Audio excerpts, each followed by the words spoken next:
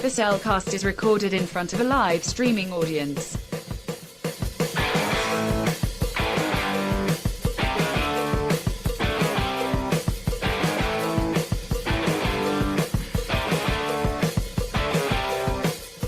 Hello and welcome to another episode of The Cellcast Shorts. Joining me today is a man who just wishes they'd release that stupid movie already.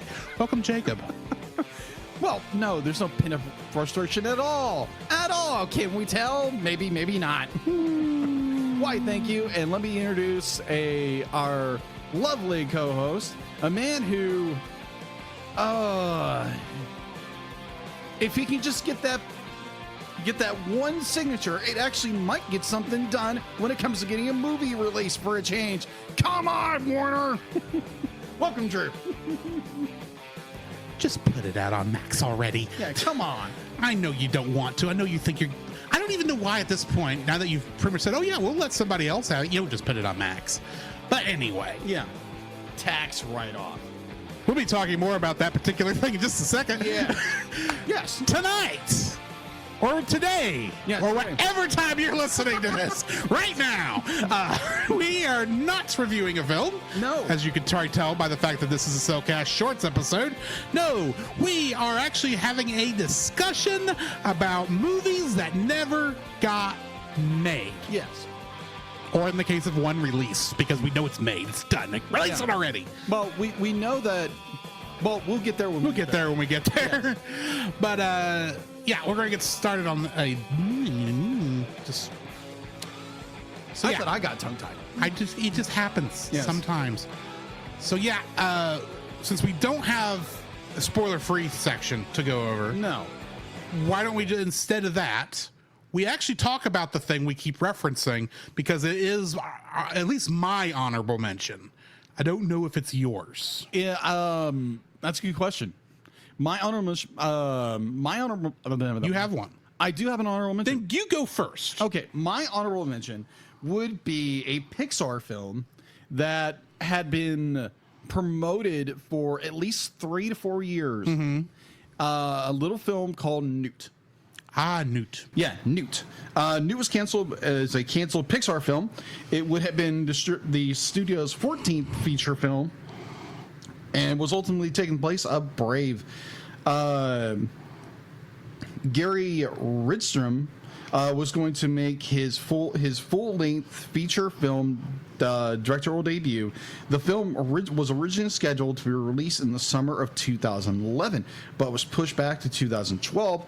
And from there, it was replaced from Brave in the Pixar studio lineup, and Monsters University was Pixar's 14th. So the plot for this little film was what happens when the last remaining male and female blue-footed newts on the planet are forced to come together by science to save their species, and they can't stand one another. That's the problem facing Newt and Brooke. Heroes of Newt, the Pixar film by the 7-time award-winning winner for sound, Gary Rydstrom. And I think we already know why this one was canceled. Just from that description. That's the theme. That's the plot to Rio. Yeah, it is. Change out the lizards for birds. Yeah.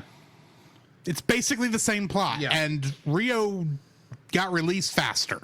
Yeah. And I think, from what I remember, because I was following the news on this at the time, I think it was running into some scripting issues at the end, and when it was going to come out much later than Rio, they just decided this isn't working. Let's just scrap it. Yeah, that was basically the idea, because it was one of those they had, because I mean, Brave came out at the same time, right? Yeah, Brave kind of Brave had issues, and it went through lots of rewrites. Yeah, it almost didn't come out. No. Yeah, because Newt was one of those, they kind of teased it in different films. I think they teased it in Toy Story 3 of all things. But there are parts where, we've all done writing for stuff. It doesn't matter if it was school or just a project. You get halfway through it and you're stuck. You can't figure out where to go with this. And I think that's the main issue when it came to Newt. They had all this great material, and they just couldn't get it done. They couldn't finish it. So Pixar just decided to scrap it. Yeah. Go ahead and move on to better, or let's say greener pastures, which kind of works. Yeah. Anyway. Yeah. So what is your honorable mention? My honorable mention, we've already been referencing it multiple times. Yes. We know the film is finished. Like 99% finished. Okay. I'm sure there's like a couple little things, like something in the credits or something like that. You know how that goes. Yeah. Maybe little things here or there. But for the most part, the film is finished. It has gone through screenings, but Max, or not Max specifically, but Warner Brothers Discovery, ZASLAV, decided that he'd rather have the tax write-off than actually release the film. I'm talking, of course, about Coyote versus Acme. Here's the thing about Coyote versus Acme. I am not a Wile E. Coyote Roadrunner fan when it comes to Looney Tunes. Okay. I enjoy most of those cartoons. Yeah. I appreciate the 8 rules that they actually made regarding how those worked that Chuck Jones came up with. Yes. But the fact of the matter is, when you see one Wile E. Coyote Roadrunner cartoon, you've seen all of them. Yes. So I'm not a big fan. But here's the thing I do know. I would pay money, good money, to see a court drama where Wile E. Coyote is suing the Acme Corporation because the Acme Corporation owes him. I don't even know anything else about it. Just that concept alone is worth the price of admission to me. Yes. It could be garbage for all I really know. I don't think it is, but it could be. And I think I would still pay the money happily because just that concept alone is funny to me.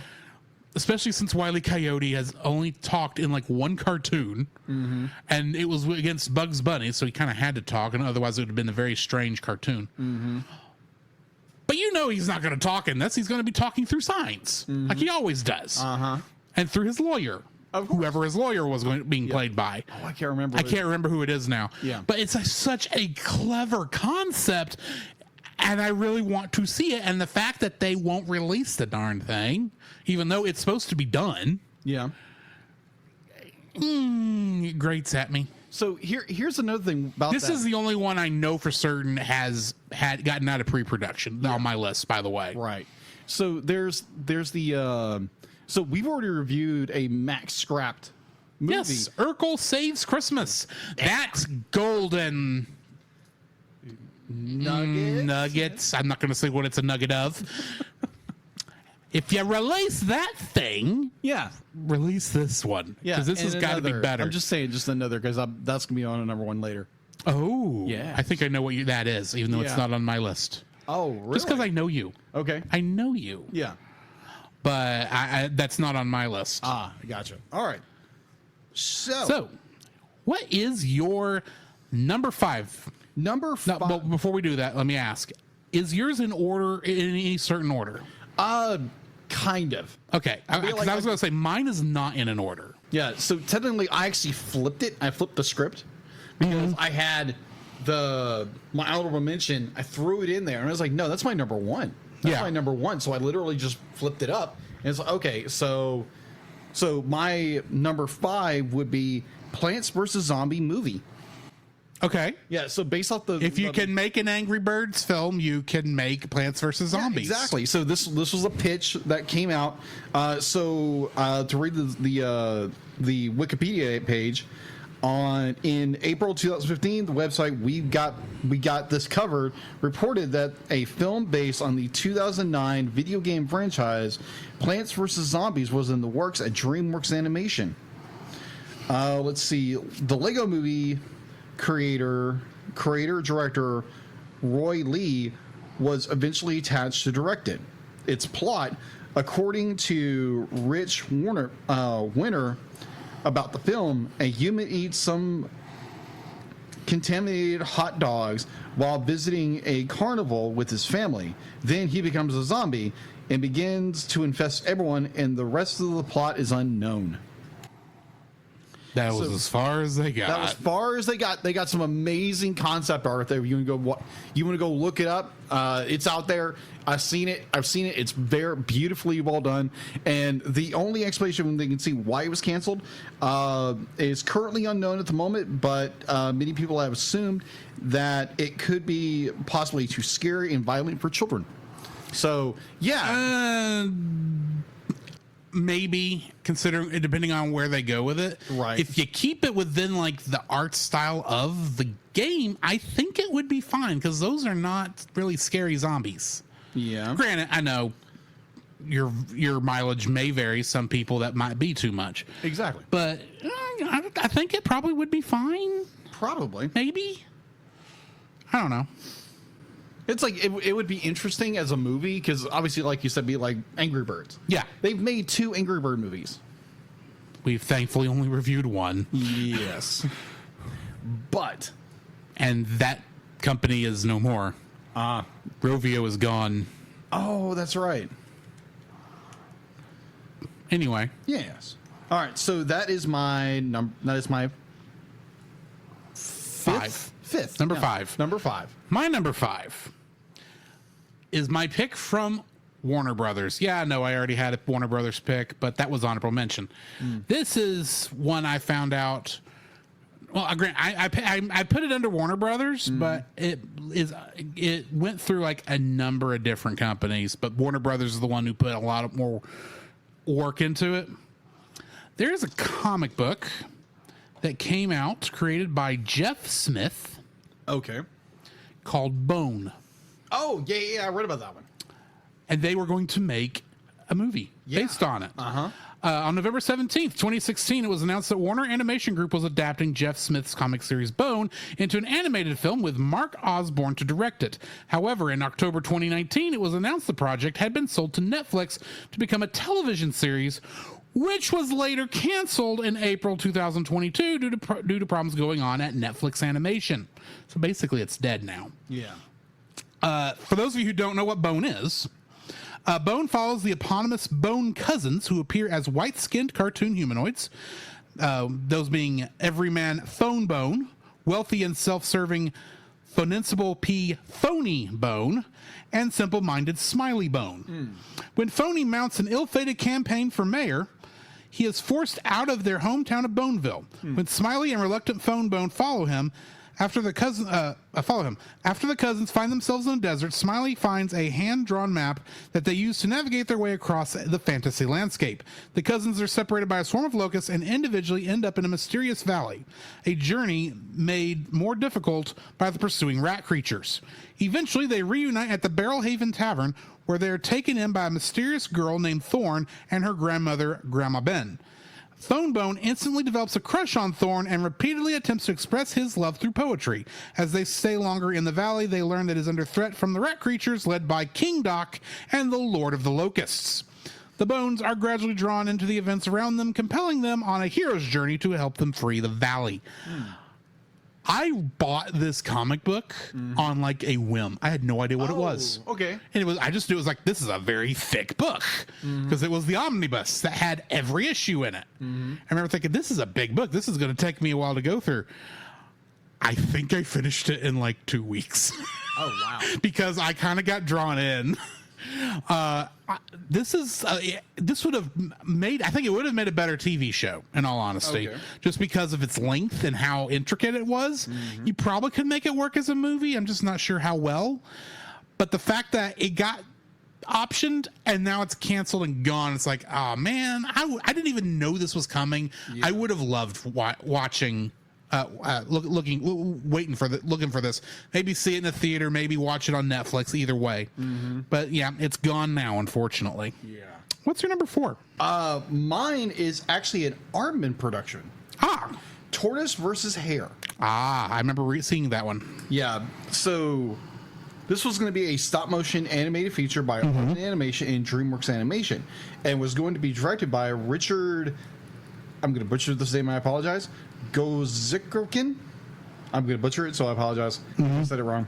The movie was going to be released in 2003, but it was canceled due to script issues, just like my previous entry.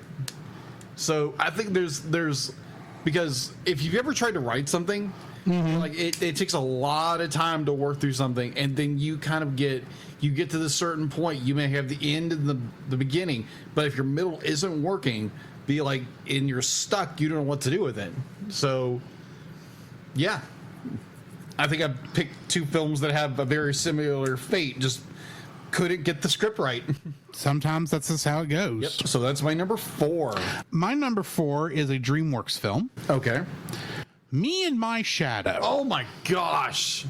That looks so good. In December 2010, DreamWorks Animation announced a project called Me and My Shadow, scheduled for a March 2013 release date. The plot involved Shadow Stan, who serves as a shadow to Stanley Grubb, the world's most boring human. Wanting to live a more exciting life, he escapes the shadow world and takes control of Stanley, with Mark Dindal slated as the film's director, who also developed the film's concept and story. The film was meant to combine traditional and CGI animation. In January 2012, Bill Hader, Kate Hudson, and Josh Gad had joined the voice cast. Additionally, Alessandro Carloni had replaced Dindal's director, and the release date was pushed back to November of 2013. Its release date was then pushed back again to March 14th, 2014, with Mr. Peabody and Sherman taking its November release date. By February 2013, Me and My Shadow went back into development, with Mr. Peabody and Sherman reassuming its original 2014 release. In 2012, there was a press screening, apparently, of Me and My Shadow. I'm guessing it must have been like a test animation or something, where Jeffrey Katzenberg... Thanks, Katzenberg. Katzenberg fell asleep. The crew working on the film knew he wasn't into it. After the screening, he said it wasn't a $200 million film, which is what he needed. In 2015, Edgar Wright signed to direct and co-write an animated feature for DreamWorks, in which the story was described as a new take on a previously developed concept about shadows. In an interview with Collider, published in June 2017, Wright explained that he and David Walliams had written 3 drafts, but the project is in limbo due to management changes at DreamWorks Animation. I think that's about the time they got bought by Universal, too. Even with the project being in limbo, the public attention has risen high of the unreleased film a whole decade after it was announced. Though many are eager to see it, the status of Me and My Shadow is uncertain. Yes. So yeah, it's just one that's just not worked out, and bad, and management causing issues, and just it's just one of those that just it just has had the worst luck. It may still come out, who knows? But it also may never see the light of day. Ironic that a shadow will never see light. Wow. What's your third pick? My third pick is based off a video game, because we've had this discussion. I am really curious if we're the same. I'm curious, because they're gonna be like, there's probably been a ton of projects that have gone through, a ton of video game projects. Yeah, exactly. Mine would be Sly Cooper. Nope, I had a different one. Yep, Sly Cooper. Or this one is called, let's see. Sly Cooper was a planned 3D computer animated film based off the Sly Cooper and the Thiefus Raccoonus. First announced in 2014, the film was to be produced by Brad Foxhoven and David Wolf of Blockade Entertainment. The original developer, Rainmaker Studios, which is now gone defunct, left the project in late 2017. It was originally set for a 2016 release, though due to Rainmaker's departure, the actual release date is unknown, and the project has been remains shelved since 2017. So the plot for this this concept, there's actually a trailer, like a full-blown trailer, and ads and everything for this thing. I'm not surprised. That never got released. So, Sly, a cunning and comedic heist film, kinetic and comedic heist film that tells the story of Sly Cooper, an orphaned raccoon thief, and the adventures of his childhood friends and partner in crime, Bentley and Murphy. In the film, Sly learns that he comes from a long line of talented international thieves, and is involved in global adventures. Spy races to reassemble pieces of the ancient book holding the Cooper's clan family secrets before it can fall into the hands of Clockwork, an evil mechanical owl bent on ending the Cooper family line. The romantic backdrop to it's like like this looked like it really be like the trailer is up. You literally all you do is go Sly Cooper movie trailer, go look at it. I've seen it. It looks amazing. And they had so much of this stuff done. And that's the thing with a lot of these things. You have so many projects that go months and months and years, and they cut them off at the knees at the very end, like my number one, which still makes me angry. But like I mean, like, and for as thankfully, because as kids of the 80s and 90s, like you would have this information. Yeah. Now you can go in and find all this information about lost media and all the great stuff that never happened. But it's a shame to see stuff that could have had so much potential, but was shelved or is still sitting in limbo for who knows how long. But like, again, it might be picked up at some point, but right now it's sitting in limbo. Yeah.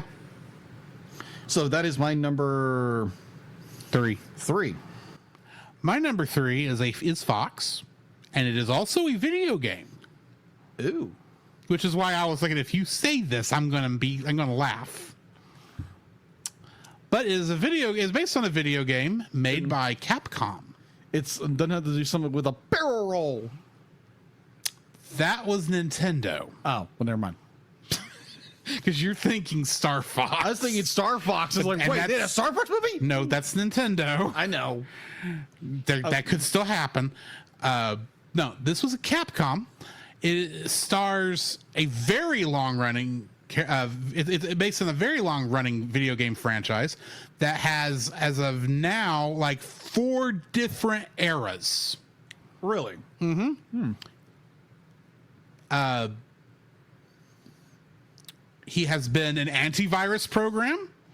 He has been a robot from the year 20XX. And, of course, there's the original Mega Man from the NES that this was going to be based on. By September 2015, Sherman Entertainment and Capcom began developing a Mega Man film with Peter Chemin producing, along with Mike Ireland and Ryan Harrigan and David Reddy and Michael Finfear overseeing the film. It was unknown whether or not it was going to be set as a live-action / animated film at the time. In July 2017, Henry Juice and Ariel Schulman was hired to write and direct the film, with Masi Oka producing. Following Walt Disney's acquisition of 20th Century Fox's parent company, 21st Century Fox, the film, along with numerous video game-based films that were in development at Fox, were canceled in August. On October 29th, Capcom indicated to investors in a semi-annual report that the film was still in development at Disney. Mattson Tomlin was hired to rewrite the script for Capcom and Chemin Entertainment. In April 2020, Peter Chemin and Chemin Entertainment signed to a non-exclusive first-look feature film producing deal with Netflix. After Disney put the project in turnaround, where basically they would looking for someone else to help them finish it, Netflix would end up acquiring the film. Gotcha. And they still haven't released it yet, so we'll see if that could happen. Gotcha. That may not, but I don't think it's far enough in production to have made a difference. What's your second? My second movie to not be completed, or number two. That's what I'm going to say. Two. I said second, that you just repeated me, so it's fine. I did. It's fine. A movie that would have came out, if my notes are correct, would have been like 2015. And this would have been I'm looking at it, Sony movie. let me get to my top of those notes. Medusa. Okay, that would be interesting. Yes. So Medusa, the plot synopsis of this film is she is a Medusa, a normal human who many of us is overwhelmed with trying to fit in with the current mold to please others. Her resulting popularity ticks off the wrong goddess who turns her into a snake-carrying monster who all know and fear. Medusa sets off on a quest to reverse the curse with the help of a goofy team of oddballs and misfit mythological creatures who help her learn what it means makes you different. In fact, what makes you stronger. In June 2014, Sony Pictures Animation announced Lauren Fitt would direct the animated comedy feature film entitled Medusa, which is based on the pitch by Todd Alcott and Holly Golden. The film would have told the story about the character of the same name in Greek mythology. Let's see, in which she would set off on a quest to reverse the curse and she'd earn from a jealous goddess. Sony Pictures president of production, Michelle Rodrigo. I'm going to butcher names. I apologize. I'm going to butcher. I'm going to skip it. After hearing the initial funny pitch, we could to quote her, we could immediately see an enormous potential in the idea. And when Lauren, a unique, gifted animated filmmaker with a real talent for relating to audiences, connected with the project, we knew the combination of her vision and their story would create something spectacular. Medusa is a clever, heartfelt animated comedy about a girl who's having the ultimate bad hair day. Also, yes, that Todd and Holly's vision of the tale of Medusa is filled with so many of my favorite ideas to work with. Magic. Yeah, don't you love when you look at a word, you know what it means, but then it just flops on you? Greek mythology, humor, and strength. Funny and extremely relatable characters. I'm excited about the idea of showing the comedy behind the otherwise horrific, horrifying monster, and I was really drawn to the writer's unique reimagination of the Greek mythology. In March 2015, Lauren announced that she was no longer in touch with the project or Sony Pictures Animation. It was stated, I was very much enjoying my time at Sony and extremely excited about the progress our amazing team was working on Medusa. But as it happens, as with so many studios, with so many projects, we ultimately ran into creative differences on the direction of the project. I don't know if Medusa has been shelved, but I'm no longer working on it or at Sony. According to internet sources at Sony familiar with the project, Medusa is still in active development. The original producer is still active on the project. Late that month, Sony Pictures Animation President Kristen Belson announced she is championing the project and currently looking to bring a new director. In 2017, Robert Rugen announced on his website that he was the new director of the project. In 2009, however, he said the project was canceled. So this movie has been through the ringer, and like if you've ever looked up Medusa animated movie, see like a small handful of design concepts and actual animation or pencil drawing tests, and it looks so incredible. And it's just so sad. Like this movie, didn't go anywhere. Yeah. It just looks like an amazing, fun romp of a film, and it's just sad it's not going anywhere. So, what is your second? Second to last, number two. Number two. Mine are not in any order. But this is actually a Disney film that would have been made. Disney canceled this. Oh, yeah, that's not uncommon, but it happens. Yes. They canceled it because they couldn't afford the rights to the book. Now I'm curious. Disney can't afford the rights to a book. Just let that sink in for a minute. Mm-hmm. But when I saw that they were looking into this, I thought, oh, that could actually work. Mm-hmm. Because I have read the book this would have been based on. Mm-hmm. In fact, you've seen a movie based on a sequel to this book. Huh. Now I'm curious. Do you remember that? I say it was a movie. It was a two-part. It was like two movies back to back, kind of a miniseries kind of thing that we watched over at Chase's called Hogfather. Oh yes. Do you remember the character of Susan? Remind me. Death's granddaughter. Oh yeah. This would have been a story about her parents. What? The movie would have been called Mort. Mort. Just as the name of the book is. It would have been a proposed traditionally animated film that would have been based on Terry Pratchett's Discworld novel of the same name. It would have been directed by John Musker and Ron Clements. Mm-hmm. The directors, who are the directors of the 2009 film The Princess and the Frog. Okay. Disney could not afford the rights to the film, and so it was scrapped. Clements and Musker would then move on to direct Moana. Wow. But if you're wondering what the story would have been about, I have gotten the synopsis for the novel from Terry Pratchett's website. Oh, okay. Nice. Death comes for us all. When he came to Mort, he offered him a job.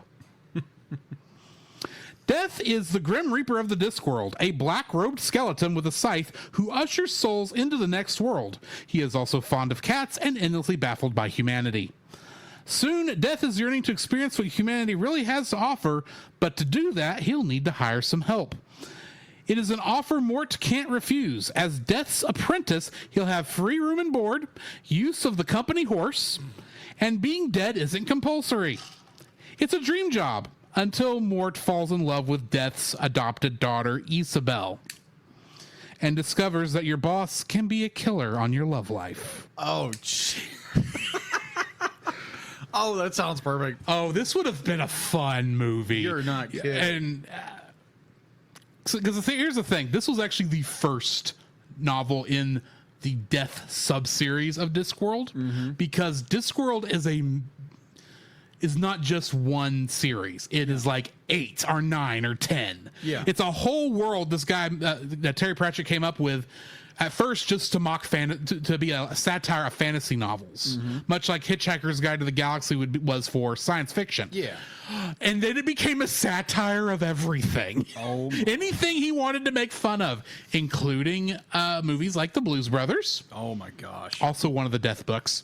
The bureaucracy of local police forces, insurance agencies, China, just China in general. Oh. There is a book I have not gotten to, and I really want to read it, called The Fifth Elephant. The Fifth Elephant. I just want to know, what is The Fifth Elephant about? Because I'm thinking Fifth Element. Yes. So I'm thinking, okay, I haven't looked up which of the series it is. I'm guessing it's Rincewind, because of course it would be. the worst wizard in the universe who can't cast a spell. Mm-hmm. He's still a wizard because he does know a spell, but if he ever speaks it, the world will be destroyed. And it really wants to be spoken, because it was one of the 8 spells used to create the Discworld. And he stupidly opened the book, and the spell slinked into his head and won't let any other magic spells in. Oh my gosh. I'm suspecting that's what it is. But Mort, on the other hand, follows my favorite character in the Discworld, Death.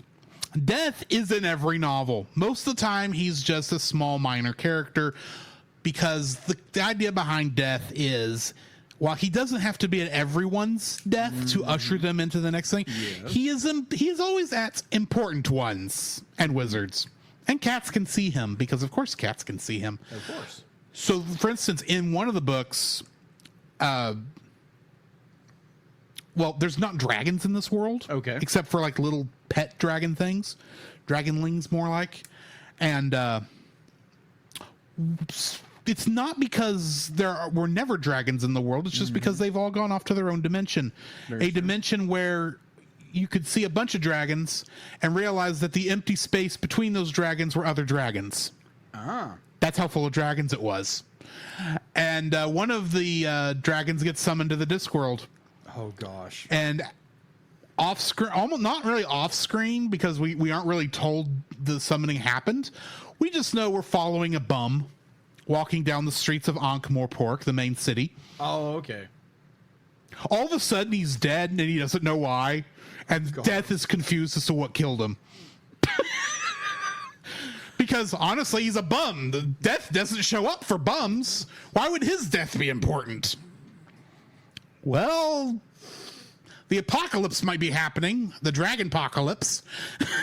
Oh, my gosh. That just as an example of how this stuff goes. And Mort is like it's the third book total in the whole series, but it's the first of the Death books.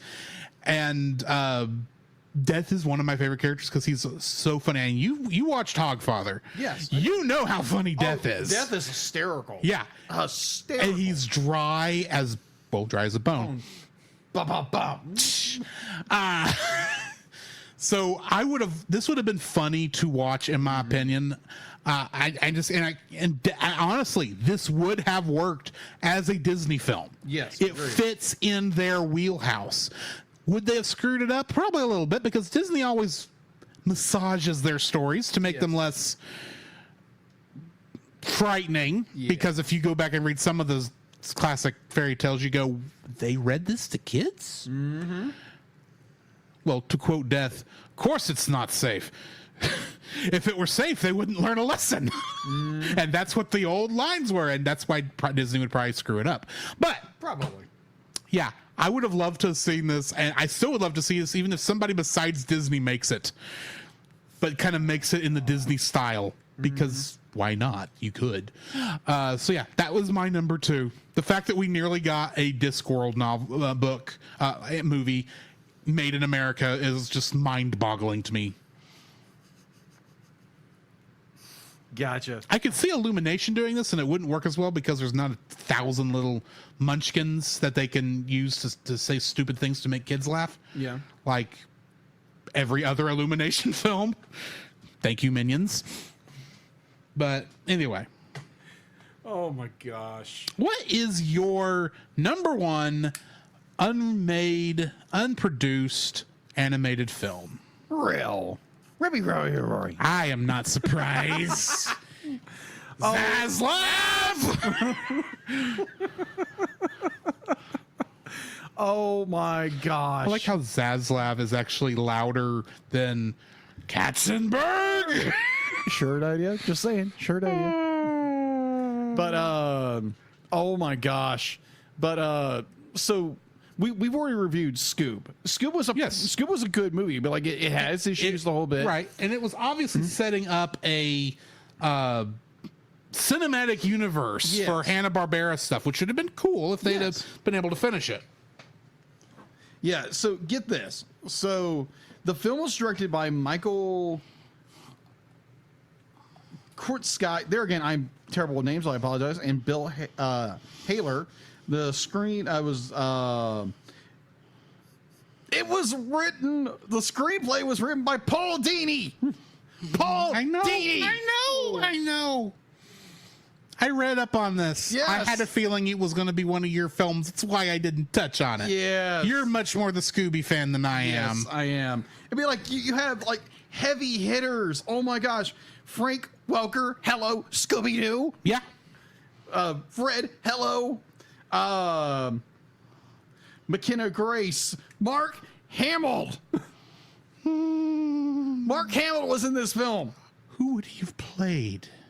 Ming-Na Wen. What's how do you pronounce it? I'm sorry. Ming-Na Wen? Ming-Na Wen. Yeah, she was in it. So, if Ming-Na Wen was in it, I have a feeling that means Hong Kong Phooey was in this movie, which I'm surprised wouldn't have gotten it canceled. we'll get there in a second. Jackie Chan playing Hong Kong Phooey would be perfect, actually. Gosh. The film was set to be released on HBO Max in December 2022. Warner Bros. Discovery shelved the film in August, citing cost-cutting measures and an intent to refocus on theatrical films over projects made for streaming. Plot synopsis of this film: to celebrate Scooby-Doo's first Christmas, 10-year-old Shaggy and the gang take him to a holiday-themed resort owned by Fred's father, Fred's favorite Uncle Ned. When the park is besieged by a ghostly haunting, the kids must solve a 40-year-old mystery to save the resort and show Scooby the true meaning of friendship. In 2021, Tony Corvon, I'm going to butcher it again, said that a follow-up to Scoob was in development. On December 22nd, 2001, HBO Max released a Caesar reel featuring the first look at the Christmas-themed prequel film titled Scoob Haunted Holiday, or Holiday Haunt, which was to be released on the service in December 2022. The film takes place in the gang's youth. Hint, what was that? Pup named Scooby-Doo. Which was like the best part of that movie. Mm-hmm. Which is the best part of Scoob. Yeah. Let's see, where was it? It takes place in the youth. With Welker and actors who portrayed the younger versions reprising their roles, while Ken returned to write the film with frickin' Paul Dini as well to produce the project. The film was co-produced by Bill Hader and Michael Kinskier. I'm going to butcher it. Yeah. Had an estimated budget of over $40 million. Cancellation. Thanks, Warner. ZASLAV! Again, t-shirt design. Just saying. Yeah. All right. On August 2nd, 2022, Warner Bros. Discovery canceled its release, citing costly measures to refocus. Again, reiterating what I said earlier, refocus on theatrical films rather than creating projects for streaming, aka at the time HBO Max. Now it's just Max. Tony would go on to say that on the same day that the project was practically finished, later that month, it was released that the film would still be finished, even though Warner had already no plans to release the film. The film was finally finished on November 4th, 2022. Following Andrea Boats. Oh my gosh. Yeah. We lost so many movies. Yeah, you're not kidding. In that. Andrea, I'm going to butcher this name. I'm going to pronounce, just hit me with it. Braugher.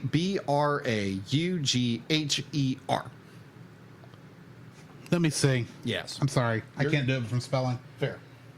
Brower? Brower. I'm guessing? Yeah, Brower. Following Andrea Brower's death in December 2023, Cornwall revealed details on the actors cast for the film, and Burroughs joined the project after a 10-minute meeting. He was later accepted. Oh my gosh. It's like, come on, really? Be like, this film is literally finished. Mm-hmm. It's like, oh my gosh. That makes me so angry. Be like, you have a perfect film that takes the front end of Scoob, which I absolutely love to death. I guarantee more Scooby-Doo fans loved it because you're throwing back to Pop named Scooby-Doo, which was a fun show. And then, thanks. ZASLAV.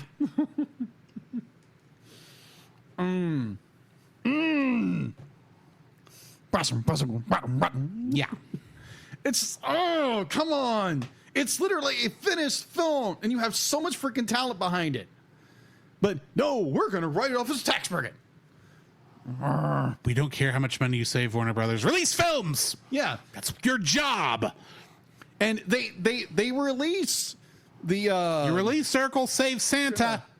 Which Why? We don't know. No. Through Amazon Prime. It's like, Anyway.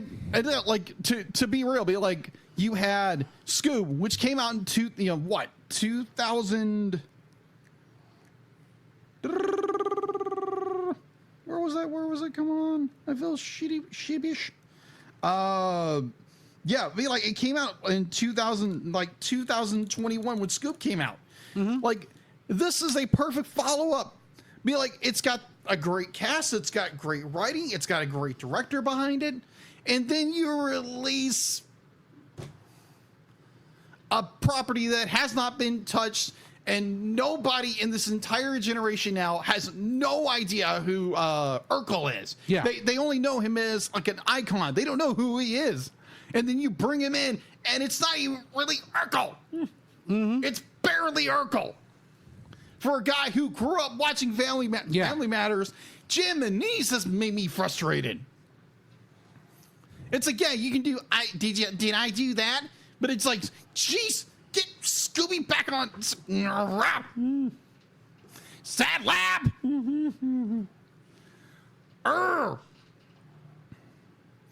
Feel better? Yeah. Just give it to Amazon Prime. Or whoever. Whoever, complete the stinking film, let us watch it, or heck, release Batgirl. Something. That was done too. That was done too. And, I don't care if you thought it was bad, just put it out there. And like you said, like this is not going to be the horrible thing you think it is because you had to give in to the Zack Snyder fans for the 4-hour cut. This is not like that, where those people were obviously going to be asking for more. We just want the movie out. We just want to see movies. Yeah. It's your job, Warner Brothers, is to show us movies, and you keep holding crap back to save money. Yes. To get a tax break. Yes. To quote a social media influencer, you've got to do better. And it's like, come on. Jeez. Be like, you release that snot of a film, which we already reviewed. We both didn't like the film. I had high hopes. And yeah. Maybe eventually, Warners will get off their tail and maybe release it at some point. But right now, it's not being released, which is sad. So that is my number one, which is Scoob Holiday Hunt. Right. Come on. My number one is thankfully not as bad a reason why it didn't get released as Jacob's was. It wasn't really. It was the reason this movie never got finished was not because they were trying to get a tax break. It wasn't because they couldn't afford it. It just didn't work, or not that it didn't work. It just was something that kept being brought up, and they never got back around to getting it done. And it's something that has been in development since 1985. This movie has been in development for as long as I've been alive. Wow. I'm curious now. It's a Muppet film. Oh, that film. The cheapest Muppet movie ever made. That is the name of this project. Wow. It's an idea for a film that Jim Henson, Jerry Jewell, and Frank Oz first developed in 1985. Jewell, the Muppets head writer from the 70s through the 90s, discussed the film's concept in a 1998 interview with Muppet Central. There was and I'm reading his words. There was a project for a Muppet movie that we kept returning to. Jim and I worked on it and just loved it. It grew out of the fact that Jim was talking about finances, and if we did another Muppet movie at the time, it would need to be done inexpensively since we were using bigger and bigger budgets for all our other projects. Bear in mind, this is around the time of Labyrinth and Dark Crystal. So we conceived of a movie slated as the cheapest Muppet movie ever made. This was the original working title, and that later became the subtitle with the along the line, and it came with a subtitle along the lines of "Into the Teeth of the Demons of Death." Wow. Just say it. The idea being that the Into the Teeth of the Demons of Death was a film that Gonzo directed. Gonzo? Kermit being too busy. When Gonzo asked, Kermit said, "Sure, go ahead. I can't take on the responsibilities behind the scenes at this time, but I'll perform in it." So Gonzo writes this cheesy, terrible plot that makes absolutely no sense whatsoever about something being stolen that led to a chase around the world. Unfortunately, Gonzo blows half the movie's budget on the opening titles. Typical Gonzo. So as the film progresses, it gets cheaper and cheaper, where they end up using like the same shot of the same street corner for every city in the world. We were still talking about this project in the last meeting I ended up having with Jim. Wow. Every now and then we still bring up the movie. 6 months ago, as this is back in 1998, Frank had said to me, there's still something in that movie. It would be a lot of fun to do. One thing that kept it from happening, though, was that for the cheapest Muppet movie ever made, it still turned out to be expensive to shoot. That's funny.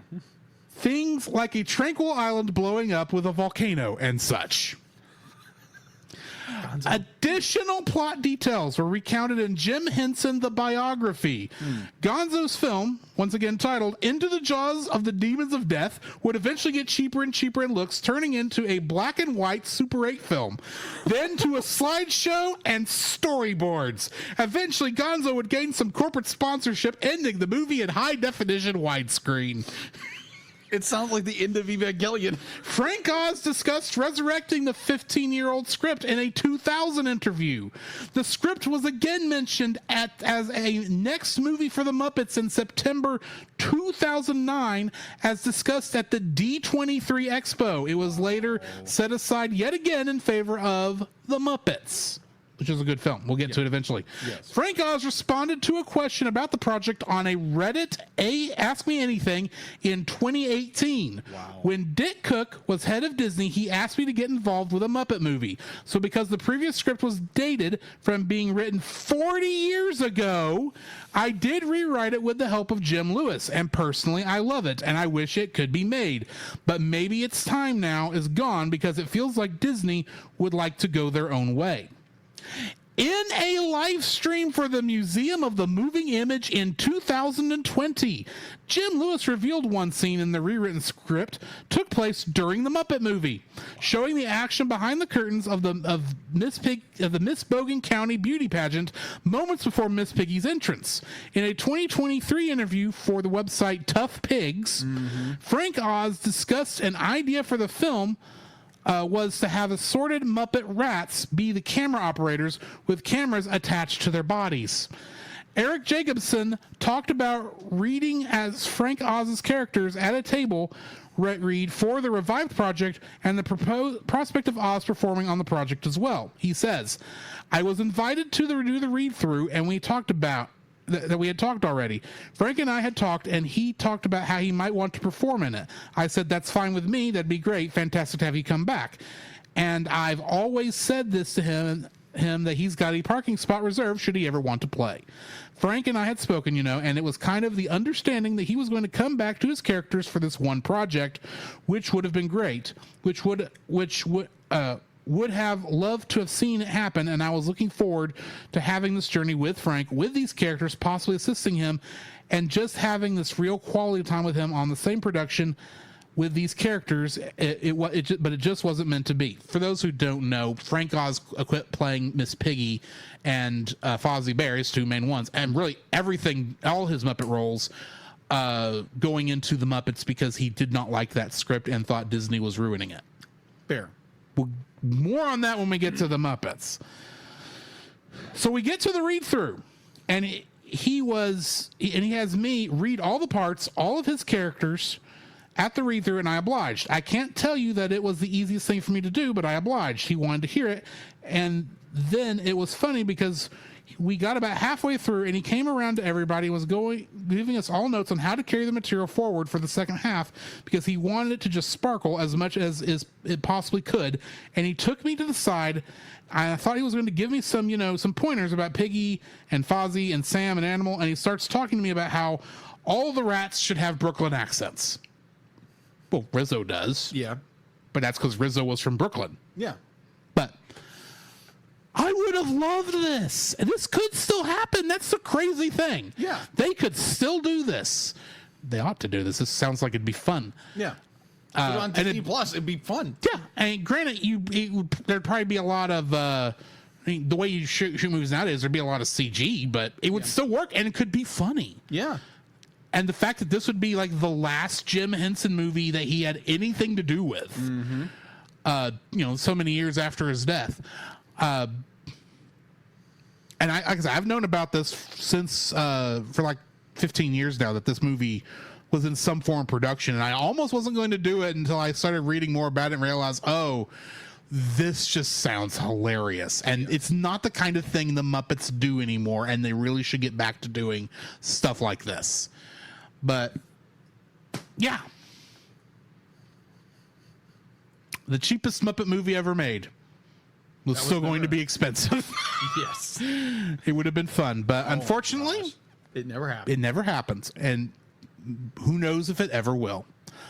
That brings us to the end of this list we've come up with of, I guess, what comes down to 12 movies that as of this date, May 17th, May 17th, 2024, have not been released or made. Yes.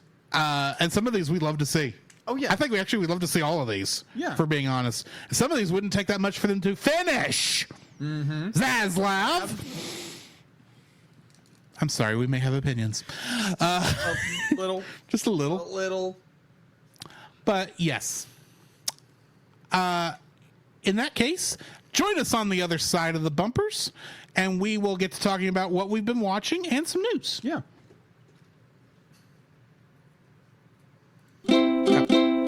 Wrong one. This podcast is a proud member of Culture Box.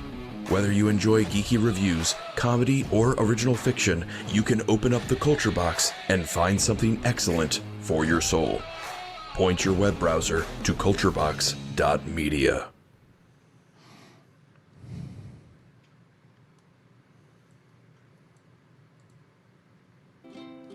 Since we've been kind of giving a top, a list, kind of a top 5 in a way, Yes. I thought, why don't we just promote our brothers who normally just give us top 4s? The Rushmore Show. Yay. The Rushmore Show is the place for ranking the ultimate top 4 in sports, video games, nostalgia movies, and so much more. Each week, Andy and Kirk spark engaging discussions and friendly debates, making the Rushmore Show your compass in the realm of pop culture rankings. You can find more on their YouTube channel, youtube.com/Rushmore Show, where it's all about your top 4 and nothing more. The Cellcast would also like to thank the following patrons: Ashley and Francisco Ruiz, Hi, Rob. Book of Gaming, PaulJPowers.com, and the Monster Island Film Vault. Thanks, Nate. If you would like to have your name shouted out on the show, exclusive special art from Jacob, uncut episodes, and for a limited time, the exclusive reviews of X-Men 97, you can donate to us at the $5 level over on Patreon, or if you want to give us about $5 more than that, along with all those benefits, you also get to force us and possibly even guest appear on the show reviewing any film you can convince us to review. Within reason. That's why I said convince us to review. So yeah, just you can donate to that on Patreon. We've got 2 spots left, people. As of this recording, we still have 2 spots left for this year. So yeah, make us review something. Yeah. We look at what our past people have done. Nate Marchand forced us to review the good King Kong musical. My gosh, I think it was terrible. And then last time we had Edwin Gonzalez. Yeah. Even though he unfortunately had to drop his patronage, we still gave him what he paid for. And he got us to review a Cartoon Network original film called Fire Breather. And that was actually fun to watch, I think. It was. But you can make us, and neither one of these things were things we would have thought of. No, absolutely not. So yeah, give us a reason to watch something we maybe not have thought of. Though bear in mind, if you pick something we've already got on our schedule, which admittedly we've not published that schedule. No, not yet. We may have to say pick something else. And there's a couple things that are definite no's. Yes. For different reasons. Yeah. Some of which would surprise you. But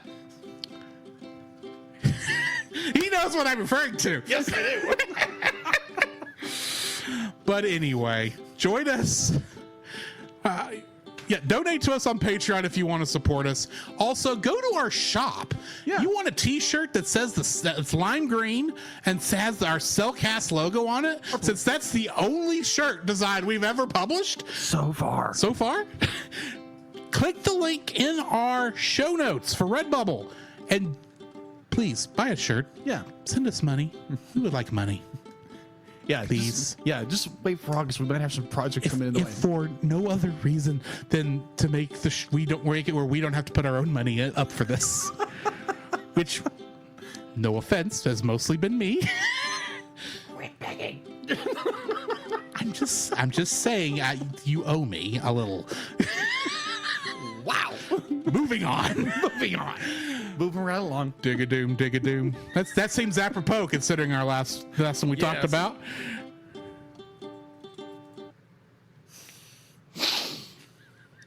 So, Jake.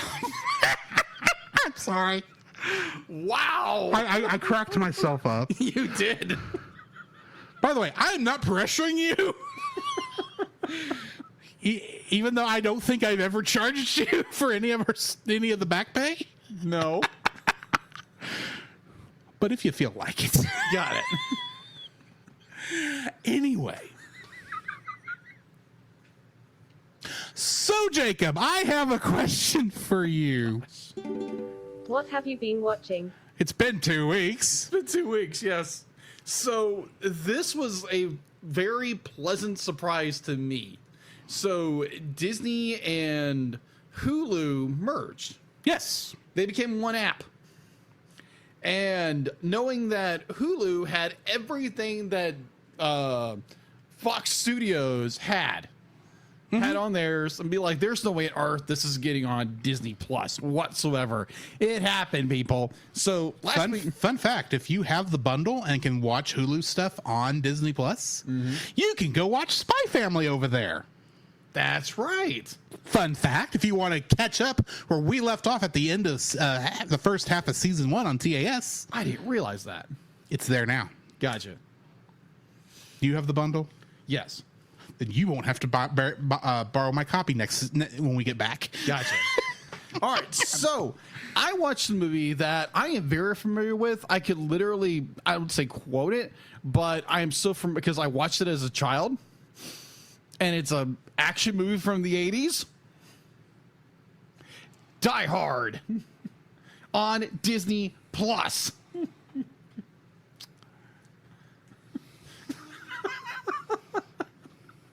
Because I could. I can't. You can't. I'm trying to come up with a joke. Something about Bruce Willis being your new Disney princess, but that doesn't work. Yippee-ki-yay, Mother Smucker. Bruce Willis is Winnie the Pooh. I don't know why that just came to my mind. Oh, that is terrible. Terrible. Just never forget that Disney technically owns Kill Bill. That is true. They do. They do.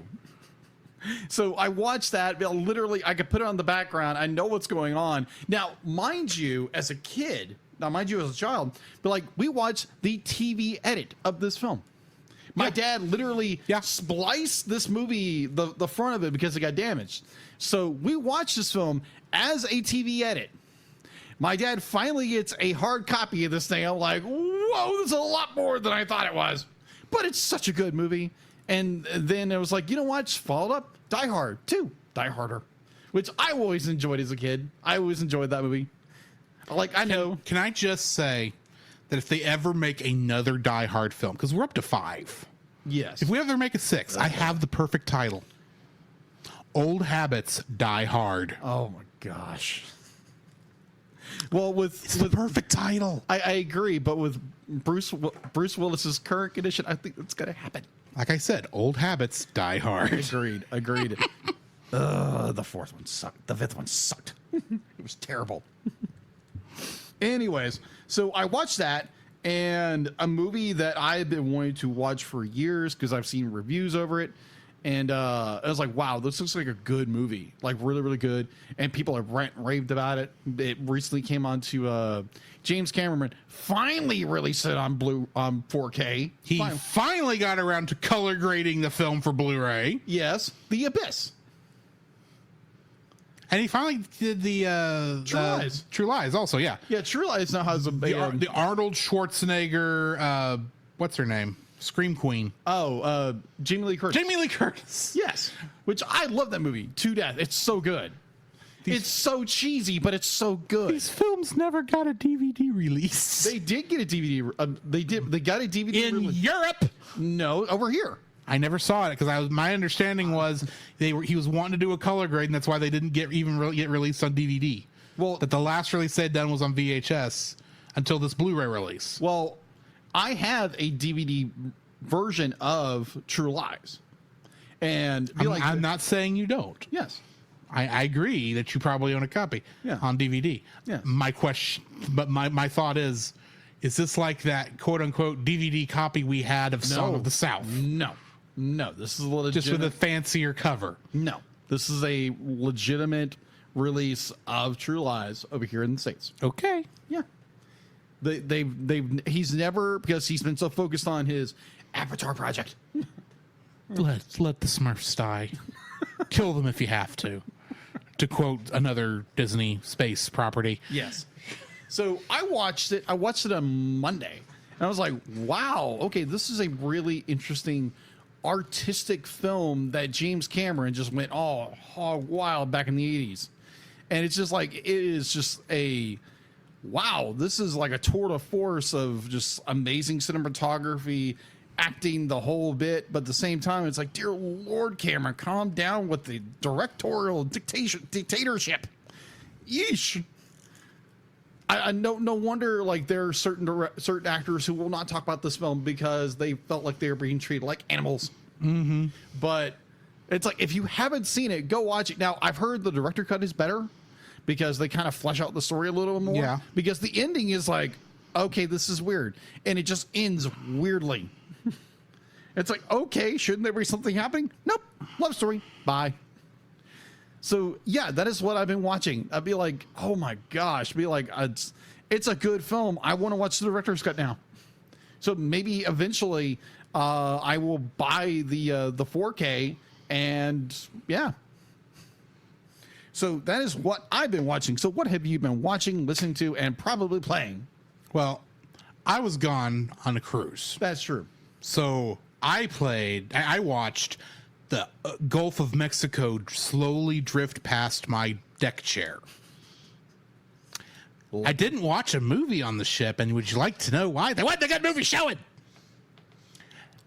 9 days at sea. Mm-hmm. And none of the movies that they showed on that big screen, 2 a day, were anything I wanted to see. Now, granted, Fast 10 I didn't want to see because I've not seen Fast 2 through 8. Fair. I figured that one's fair. Yeah. That'd be a big I am jump. also not a big fan of The Hunger Games. Okay. So I didn't watch Ballad of Songbirds and Snakes. Gotcha. I've already seen Blue Beetle and The Flash. I'm not in a big hurry to watch them again. Fair. I have no idea what The Beekeeper was, but it was showing at midnight, and we had stuff to do the next day. It was rated R. That's why it was at midnight. And I don't really... If I'm going to watch The Color Purple, I'd rather it be the original one. Oh, it's the remake. It was the remake. And the last one was The Marvels. Oh, okay. An okay film, not one I really wanted to go see again. Fair. There were two movies that were on my possibility list. That being Wish, which I need to watch eventually, and Wonka, which I also kind of want to watch at some point. Okay. They were showing at noon on port days. Do you know where I was at noon on port days? I was in port. I was off the boat. I was walking around the same streets that Daniel Craig was on during the filming of Casino Royale. Too funny.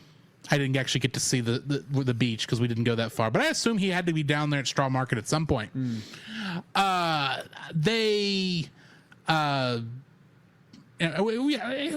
to see a couple cool things, but those two movies, I say The Wish and Wonka, were the only ones I had any interest in showing, and they had it on the days I couldn't watch it, which is a shame. Carnival do better. Anyway, Yes. that being said, I did read. I finished 2 books on the cruise.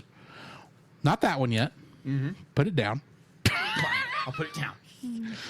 One of them was The Right Stuff. Okay. The story of the Mercury space program. Yeah. Written by Tom Wolfe.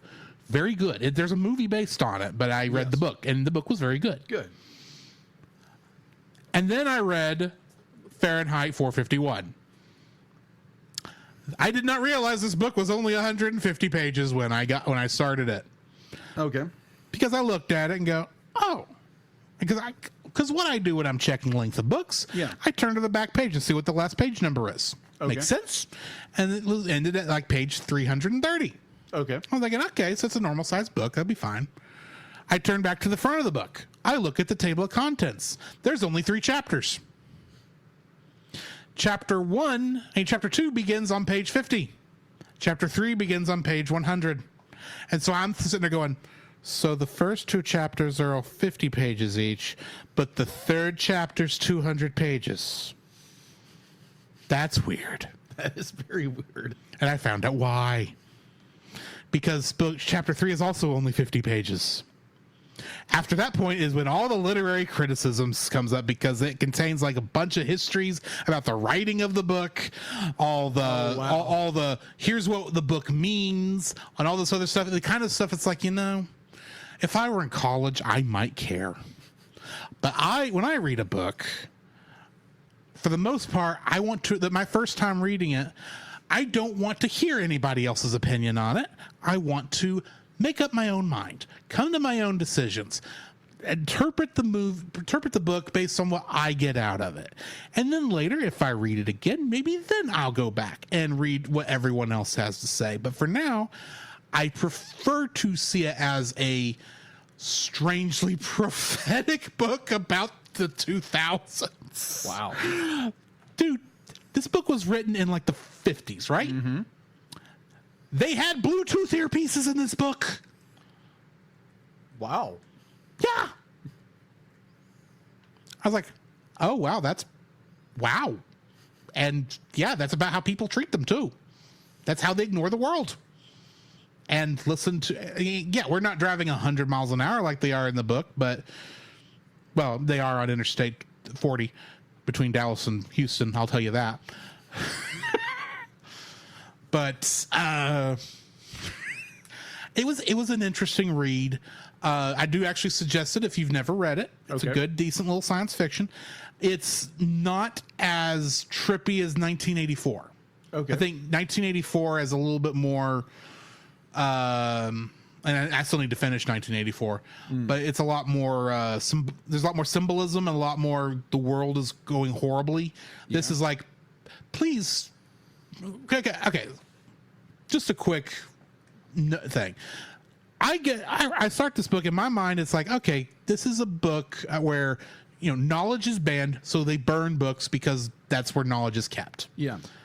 I kind of figured that. It's like, that's why it's called Fahrenheit 451, because 451 degrees is the temperature that Ray Bradbury was told that that book paper would instantly ignite into flame. Yeah. It's at 451 degrees Fahrenheit.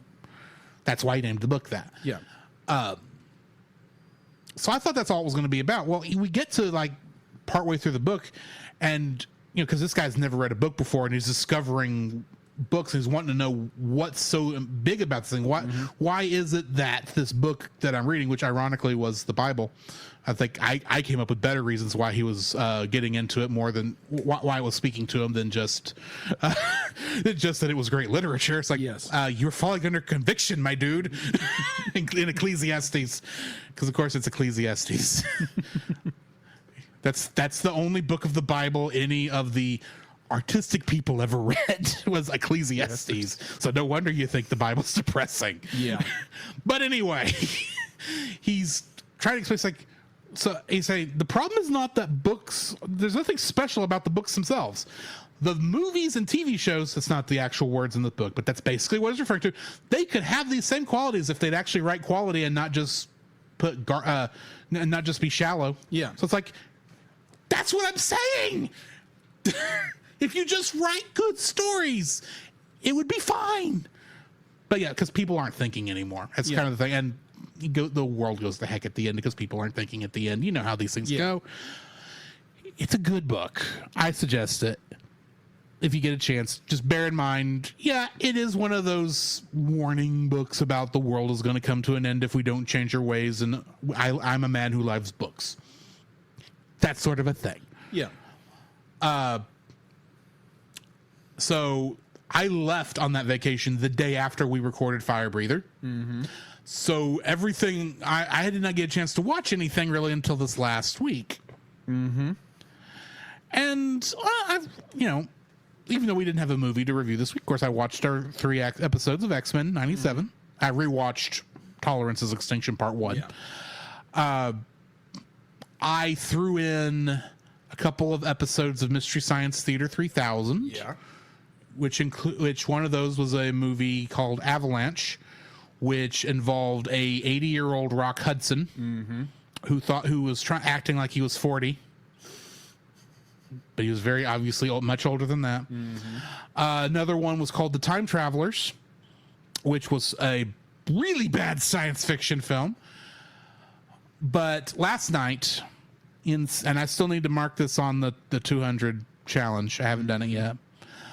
I watched not a Mystery Science Theater 3000, but a Riff Tracks. The Riff Tracks was on a movie from 1995, and it was animated. I cannot put this in Bad Movie Month because it's actually very well made. But I also don't think I would ever subject you to this because it was very surreal. Okay. You remember Gumby? Yes. Did you know there's a movie from 1995? Yeah. Do you know this movie makes no blankety blank sense? I'm not surprised. Because it's Gumby. Yeah. Good night. That is the most surreal movie I've ever watched. Okay. And I have seen Titanic. The Legend Goes On. Right. We'll see how we do with whatever In Search of Titanic later this year. Oh, yeah. That may be even worse. I don't know. But this was the most surreal thing, but it was also well made. Okay. That was the thing. It's actually very good claymation. It's an independent film, but they put a lot of good work into it. But at the same time, I'm watching going, I have no idea what is actually happening. So Gumby is playing in a band called the Clay Boys. Okay. He has a dog named Lowbelly. And anytime Lowbelly sees Gumby transform, because he's made out of clay, so he always does these weird things. Yeah. He cries pearls. The dog does? The dog does. The two villainous blockheads, they're always the villains in these things. They, of course, want to get rich, so they steal Lowbelly and replace him with a robot dog. Okay. They can't figure out. They think it was Gumby's playing that caused him to cry. Yeah. So they play a radio in their thing so they can collect all the pearls, and he doesn't cry because that's not what made him cry. They think maybe it's hearing the instruments live, is it? So they kidnap Gumby and the rest of the band, make robot duplicates of them, and then keep them frozen. Gumby somehow escapes. I don't remember how. Yeah. for one thing, the robots can't play the same songs very well because it literally does sound like them strangling a cat, except with instruments. Yeah. And that doesn't make Low Belly cry. And they can't figure it out. Well, of course, Gumby comes in and saves the day with everyone else. And that sounds like it makes sense to some degree. I'm telling you, that's me rationalizing it after the course of 24 hours. Wow. It really does not make sense. Okay. But it was weird. Just a little. Just a little weird. I'll show you a clip later. Okay. It's weird. And to think they had the gall to call it Gumby 1. Like there was going to be a Gumby 2. Now you have me intrigued to be like, this is a bad movie that we should. It's not a bad movie. I can't put it in bad movie month. Really? It is not Like you said, it was surreal. It's surreal, but that doesn't mean it's bad. Okay. Surreal can be done well, and that's the thing. There is a logic to this film. Okay. I don't get it. I can't. I had a hard time following, but I can tell there's a logic. I can tell the animation is very well done. And while I can't put it in bad movie month, I may throw it in like in a regular dice roll at some point, or what we used to call dice rolls. Dice roll. We hadn't done dice roll in years. You're not But you kidding. knew what I meant. Yes. I might throw it in a regular, but I can't put it in bad movie month because honestly, it's not a bad film. It's just not something I think most people would want to see. Does that make sense? Yes, it does. Anyway, so yeah, that's pretty much what I have watched. Okay, so I did forget one thing. I started listening to, now granted, I have read this book before. I have heard the audiobook, I think twice, but I've never heard it with another reader the best way. So Audible decided to drop the version that that they had for the Harry Potter series. Instead, they put in the English version of it. You mean the British version? British version. That's what I'm going to say. By Stephen Fry. I would be curious about Stephen Fry's delivery. Yeah. As much as I like the American guys. Yeah. I would be curious about Stephen Fry's. Yeah. So I started listening to Philosopher's Stone, and be like, Because okay. it's British, it's Philosopher's Stone. Yes. That's the actual name of the thing. Yes. This is not going Full Metal Alchemist Harry Potter. Harry. Oh my God. I'm sorry. I just popped in my mind. You are terrible. I am terrible. Terrible. But yeah, that's that. I started listening to that. I was like, okay, that gives you a little more of a different perspective. What? I'm actually imagining that character I just kind of quoted, but it being Dobby. Harry Master has given us a sock, but he's half dog. Oh my God. Let's move on. Let's move on. yes. There's a reason. I think there's a Ow. reason we didn't want to ever do Full Metal Alchemist. Ow. Yes. It's because I don't think either one of us can get past that episode. Oh my God. That is in both versions. All right. So Tucker, you devil. yeah. So let's get into another segment. Yes, let's. So, what do we have in the news? The Cellcast News with your host Jacob Heron.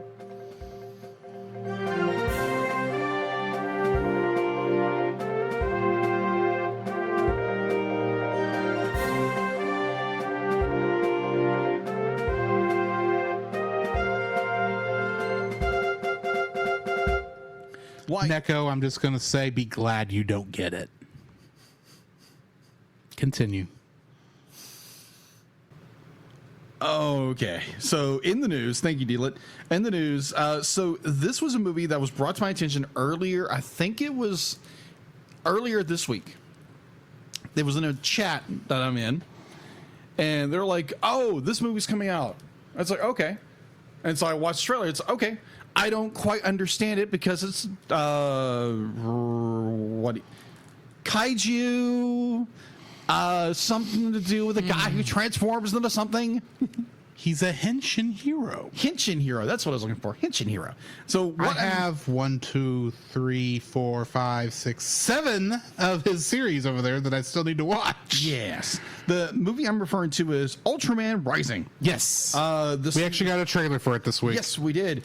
The fate of an adorable, destructive kaiju. That's two different things that don't normally fit together. Orphan kaiju is tied to a young man's heroic coming of age in Ultraman Rising, the official trailer for the now 3D CG feature based on the Tokusatsu. That's how you say it. Tokusatsu. Tokusatsu production. You could just say Toku for ease of use. Tokusatsu. I'm going to say Tokusatsu. I think. Okay. Just giving you the official short word. Yes, Tokusatsu franchise, offering a neo-light look at the city-smashing adventure of supersize hero Ultraman and his adopted monster, who is being hunted by a shadowy organization. Ultraman Rising premieres on Netflix starting on June 14th. Which is terribly close to other events. Yes, which I would. I'm not going to say anything, but there may be something happening, but it may not, unfortunately, include Jacob. Maybe. Just because it's timing and scheduling. Well, we will see. Yeah, we will discuss this a little deeper, and because there again, that date is not bad. It's a little close, but it's almost too close. Almost too close. But we shall see. We shall see. All right, so that was the biggest thing I could think of. It was like, oh, Ultraman's coming out.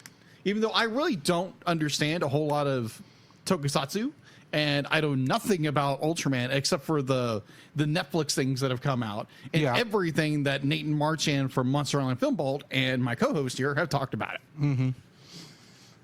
There is one bit of sad news that did happen this week. What would that be? Rooster Teeth officially closed down. That's what I heard. The amazing internet pioneers that brought us Red versus Blue and Ruby are unfortunately gone because of ZASLAV. Really? They're owned by Warner Brothers. Or they were, and they got shuttered because Warner Brothers.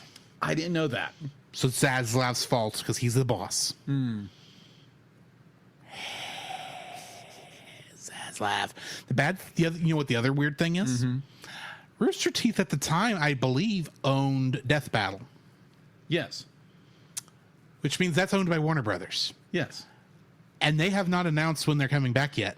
Yeah. I suspect Death Battle's gone too. Thanks, Warner Bros. Hey, somebody do something. I am so glad that the rumors of Warner Brothers buying Paramount ended up not happening. Because they would probably shut it down. Yeah, pretty much. Or it's like, oh, that Star Trek thing? Nah, we don't need it. Anyway. or the conversation that happened on Thursday. We're not going there because it's too much to explain. Yes, but that was too funny. Anyways. I'm just saying everyone has their opinions. His were wrong. Either way. Yes. So that is all. Sorry, go ahead. That is all I have for in news. Which is also all we have for this episode. Yes. Because we are not touching we're not going back to Spy Family until after the hiatus. Yes. Because we didn't want to. We were at a spot where this is where they originally cut in the broadcast anyway. Yes. Happened to be here. So we're just going to cut here until we get back, and then we'll meet the dog. The goodest boy. I gathered as much as when the dog would show up.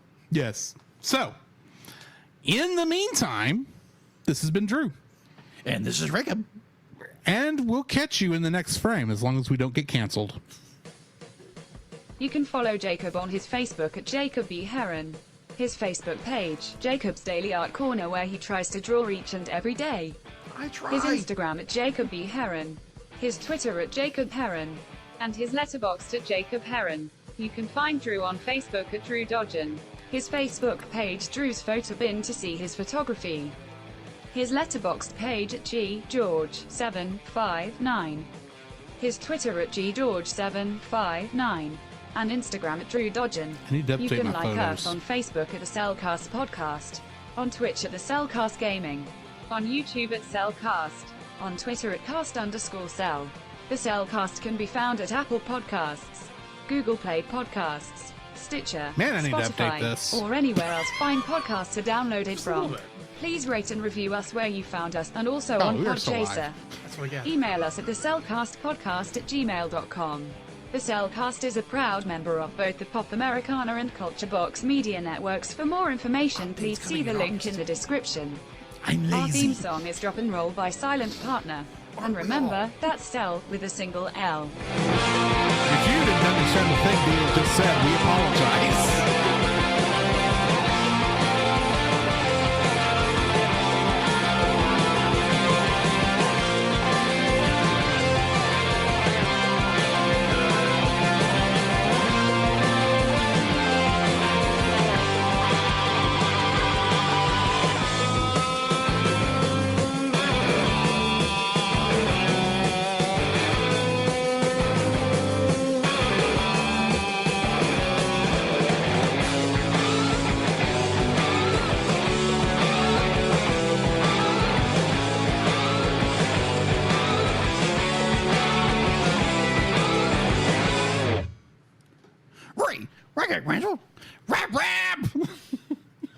You know, while we are complaining about them needing to release Coyote versus Acme and Scoob and some of this other stuff, we need to remember that Disney needs to release the original cut of Black Cauldron.